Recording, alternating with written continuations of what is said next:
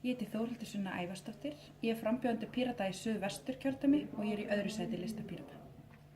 Ætlar þinn flokkur að vinna því að gera heilbrigðisþjónustu á Íslandi gjaldfrjálsa á næsta kjörtímabili? Já. Hvernig ætlið að gera það á kjörtímabilinu? Við ætlum að tryggja sanngjarna dreifingu arðs af auðlindunum okkar, þannig að við viljum að allar aflaheimildir fari á markað, svo dæmi sé nefnd.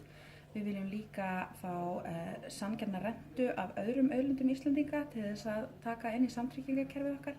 Eins viljum við stuðla að aukinni nýsköpun í íslenskum atvinnuvegi og þar að auki langar okkur að tryggja réttlátari skattbyrði í samfélaginu. Þannig að við viljum standa að kerfisbreytingum sem að vinna að því að skattbyrðin dreifist með réttlátari hætti á hina ýmsu hópa þjóðfélagsins og þannig viljum við ná inn frekari tekjum.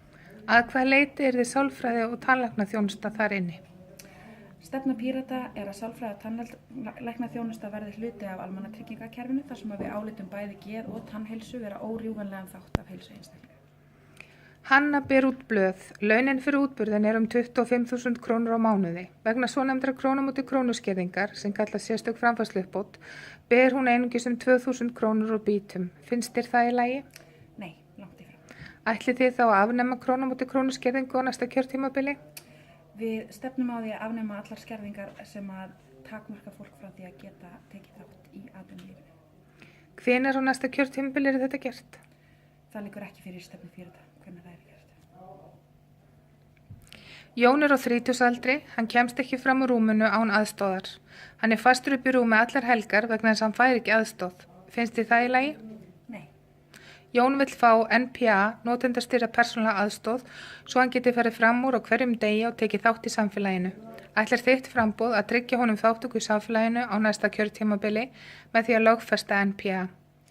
Já, NPA eins og svo margt annað sem stuðlar að jafnri þátttöku fatlaðs fólks í samfélaginu meðal þeirra mikilvæga úrbóta sem þarf að ráðast í íslensku réttarkerfi til þess að tryggja lögfestingu samnings Sameinuðu þjóðanna um réttindi fatlaðra sem stefna Pírata.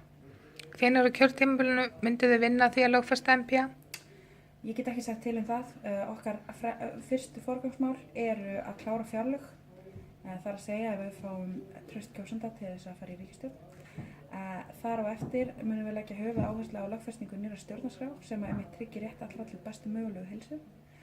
Og fyrir utan það þá höfum við ekki nákvæma tímasetningu á þessu en þetta vissulega mikilvægt mál og okkar stefna að lögfesta samning Sameinuðu þjóðanna um réttindi fatlaðs fólks fljótt og auðið Meirihluti bygginga á Íslandi óaðgengilegur hreyfihömluðu fólki enda ekkert eftirlit með því aðgengi sé í lagi.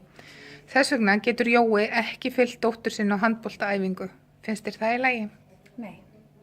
Við höfum talað við slökkviliðið höfuðborgarsvæðisins og þetta verkefni sem það getur tekið að sér og sinnt samhliða eldvarnareftirliti. Myndi þinn flokkur vilja lögfesta slíkt eftirlit?